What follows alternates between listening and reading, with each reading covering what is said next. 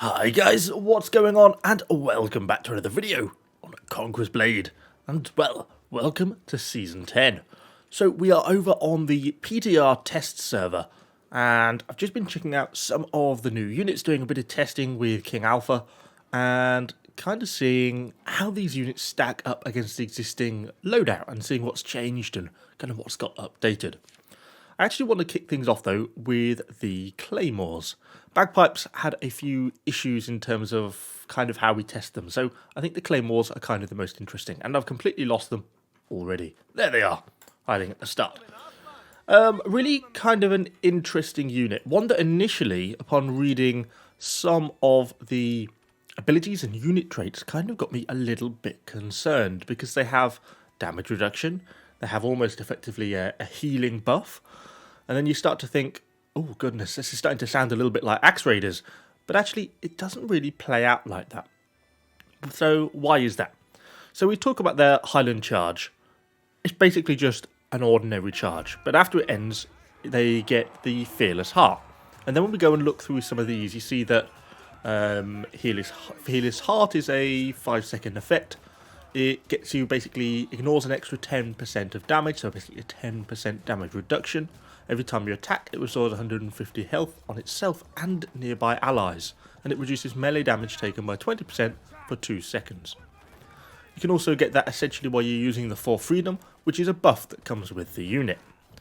The unit also gets basically a Claymore Strike, which is sort of an AoE swing, a bit like a poor example of a Sealidar's attack. They basically swing, and it can hit multiple units, so it can be effective, but it's very slow in comparison to something like a Sealidar. And that's really the summary of the whole unit. Their attack speed, which isn't really listed anywhere on the basic attributes, it's kind of a hidden stat, is very slow. And that's really what basically stops this unit from being overpowered. And if anything, I'd say, at least so far, my experience is that they are struggling a little bit. But I guess before we get too far into it, we should say, you know, we've been playing this for a couple of hours on the new server. We can't test every possible combination. You know, do we do doctrines? Do we not? Change around the different veterancy lines? The options are many and plentiful, and by no means min-maxing these units. So all these testing videos always have to come with that sort of slight caveat that, yeah, things might change by the time they go from the PTR to the game server, and obviously you guys are going to find more inventful ways of using the unit that we aren't necessarily going to be able to find out using on the test server. It's just that my initial impressions of them are that they're not overly powerful. They seem to fit the balance fairly well. If anything, I'd say they're very slightly underpowered, but that's just how they've found so far. So first up, we wanted to test them against Berserkers. Didn't do a very good job of the charge, missed with most of the unit, and half of them locked onto King. But still, actually, they were able to fairly convincingly beat these Berserkers, even as they went into Rage mode. And you can see they cut them down pretty convincingly, which is a good sign. I think against sort of a low number of units like that, these Claymores seem to perform pretty well. I then wanted to test a bit around how the Freedom mode charge worked. So Freedom basically is the buff that you can activate. It's a 15-second buff, but afterwards it has a 10-second debuff. So I activated my buff before the charge, and then King activated his buff basically after we'd finished charging. So I got the higher damage in the charge, but it means my buff ended first. And that debuff is huge. As you can see, my unit gets really butchered until we get onto the point when both of the units are now on the debuff, and it looks like the whole unit is in slow-mo. Look how slowly they move. That debuff is really, really brutal. And that really slows the unit down, and it increases the amount of damage they take, and it reduces the amount of damage they do. And that's the big problem I'm finding with Freedom mode. Unless you're going to convincingly win within that 15-second buff period, it can become almost more of a negative than it is a positive, because the debuff is so strong. Thought we'd give them a test against Paladins, since I was perhaps rather harsh on the Paladins fairly recently in a video, but the Paladin charge just coming through really just flattened them. Didn't really stand much of a chance, and then what little was left after the charge really couldn't hit through the active block. Beyond that, we went on to some Seregs. I was trying to hold back on the use of my Freedom here, so we get on nicely with the initial charge. I wait for the unit to stand up and regroup before I activate my 2, so they get the full AoE strike into the unit. And I just want to make sure that we're going to win before I activate the freedom, before basically we get onto that negative cooldown modifier. So I wait a little bit longer, activate the freedom, and then that really sort of compellingly finishes off the unit of Cerex. Could probably have activated the freedom a little bit earlier there, probably left it slightly too long. So following on then from the Cerex, we obviously had to test the Palace Guards, one of the most commonly used units in the game at the moment. I kind of was in favour that the Palace Guards were probably going to win this one, and yeah, they did, fairly convincingly. As soon as then they break formation and then just absolutely butcher and push all these Claymores around, they kind of hold up okay while they're in the freedom mode. But as soon as their freedom mode goes on to end and they go onto slow mode, then they really just get absolutely finished off and butchered. They go so slow and the damage gets so much higher. Obviously, I had to give the land sharks a bit of a go, kind of just to see what they do. And yeah, they perform well. And the Claymores are dead. Yeah, the land sharks can basically insta-kill the unit. But then that's kind of to be expected. Finally, we wanted to test top line versus bottom line on the Claymores, and it seemed fairly convincingly that bottom line is better. It makes the unit a fair bit more tanky, and it seems to hold up quite a lot better than the other line. Not quite sure I somehow aggroed the entire unit, even though I was quite a long way away there, which is slightly strange, but even with that going on, and my unit still attacking the enemy unit, which basically turned their back to them, the top line still managed to lose this fight. So I think it suggests that, at least in our testing, Claymore v Claymore, bottom line seems to be better. So, what do we think of the Claymores in total? At least on the testing so far, they're certainly not overpowered.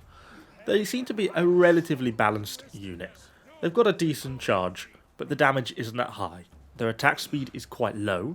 The 2 ability with this sort of strike is nice, but it's not as nice as something like a Sealidar's strike or a Madow's stab. It's not that powerful. The freedom, the buff from freedom, is very much a mixed blessing. It can be very nice, it does give them a good buff, but it is for a short period. It is only for 15 seconds, and the debuff on the other side is brutal. Proper brutal. And so if you get it wrong and you activate your buff at the wrong time and you do not finish off or win the fight before that debuff comes, you're going to be suffering more on the other side. And I think that's kind of going to be the key play point of this unit. So, moving on from the Claymores, we go on to the Bloodhounds, the Doggos, the Dog Handlers, whatever you want to call them. The archers with the dogs, basically. And just before we get into the unit, we've got a comment on this dog. I'm not quite sure what's going on. It definitely doesn't look the healthiest dog ever. They actually look better modelled in the game. I'm just not quite sure what's going on with this one. It just doesn't look quite right. But essentially, it's an 18-man archer unit with 18 attack dogs. Now, moving on to some of their stats and abilities. So this health here represents the health of the archers. The dogs definitely have more health than this, so they're not super fragile, as this initially seems to suggest. The damage for the actual archers, though, is pretty high, and that does sometimes represent the damage that they do. Could do with getting this piercing up a little bit higher, but that's something you can probably do with doctrines, because I'm not running any of these units with doctrines. It didn't seem to be enough to put on everything that we were attacking with these units, and I decided that unless I could make everything balanced with doctrines, then it was sort of more balanced just to put no doctrines on anything. So this will obviously get better as a unit than it is in this PTR. But the rate of fire that you can get out of these archers just with their ordinary sort of V attack is really quite significant. They become almost like prefecture archers, like machine gunning everything in their path. So they can be really rather effective. Now, one thing people picked up on was the range. It's obviously really insanely high. But it doesn't really necessarily seem to apply in the right way, and I wonder if this might be a bug. The only sort of focus fire you get with this unit is the hobbling shots. This is the only way you can sort of force them to target at further distance. And it does seem to get them to fire quite a long way, but they only fire a couple of volleys with this hobbling shots before it goes on cooldown. And if you just set them on V, then they only attack units sort of within 60 meters range, if that. So the actual targeting range of the AI is really kind of fairly low, so I'm not sure it really seems to apply. I do find them to be very effective in the sense that when you set the dogs off, the dogs aren't necessarily going to be killing loads of stuff. They are effective, but they're not crazy effective. But they do get in the way. That's the main thing. If you've got a unit charging towards you, you can just quickly unleash these dogs. The dogs basically go out and meet the unit, 15 meters in front of you. The unit engages the dogs, and then you can stand there merrily blasting away with your arrows straight into the face of the unit, and then that kills it down really quickly. So it seems that the dog's almost the perfect distraction unit, and of course they do a little bit of damage as well, and because they're not that weak they don't die super easily, as long as you don't charge them into the front of a unit of fortebraccios or something, which makes them quite an effective unit. I could see, even though I've had some difficulties getting this unit to work in the PTR testing, with right doctrines, with a little bit of practice, with sort of a better player than me, these could be quite an effective unit, and one that I think is probably going to be the unit that's more interesting this season. If nothing else, it's kind of cool to get dogs. Initially I just want to demonstrate how these dogs sort of get in the way. Unit of Claymores trying to get through onto the archers, but the dogs basically just end up circling them. The Claymore's fairly slow attack speed means they have a fairly hard time hitting them, and of course they do some damage to the dogs, but all the while this going on, the archers can just happily loose arrows into them the entire time. And they're not even shooting that quickly compared to how sometimes they shoot these archers. Use a hobbling shot, get that in. As your abilities come off cooldown, you can just use them and just slowly pepper through and kill the archers. And it costs us about half a unit of dogs. But if you just use the dogs solo against braced units like Madao, yeah, it doesn't go quite so well. The dogs basically get instantly killed. We then just tried how the archers fared against the Madaos when the Madaos advance on them. Used the hobbling shot to slow them down slightly. And actually, I think the archers did fairly well given they didn't actually get to shoot for that long. But yeah, of course, the Madaos still made it upon them. But it kind of goes to show how damaging the archers are, the fact that they could almost kill half a unit of Madao in, well, just sort of like 30 metres of ground. We did then test them sort of just archer v archer, use some Imperial archers, and initially it seemed to be sort of a fairly balanced fight, but as soon as they start to use some abilities, those dog handlers, then they just absolutely butchered the Imperial archers, and that's just with archers, without using any of the dogs at all. Tried a similar situation against tercios, but this time using dogs, and the dogs cause a lot of disruption.